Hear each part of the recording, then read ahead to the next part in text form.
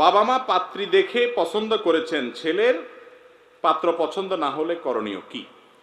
ভাই, বাবা মা পাত্রী নির্বাচনের ক্ষেত্রে সহযোগিতা করবেন। বিশেষ করে বিচক্ষণতার দিকগুলা, বুদ্ধিমত্তার দিকগুলা, অন্যান্য দিকগুলা দেখবেন। দেখতে ভালো লাগে কি লাগে না এই সিদ্ধান্ত নেয়ার এখতিয়ার কার? ছেলের, পাত্রের। বাবা মা হেল্প করতে পারে, মা বলতে পারে যে দেখো এরকম এরকম এরকম করতে পারে, কিন্তু বাধ্য করার অধিকার নাই।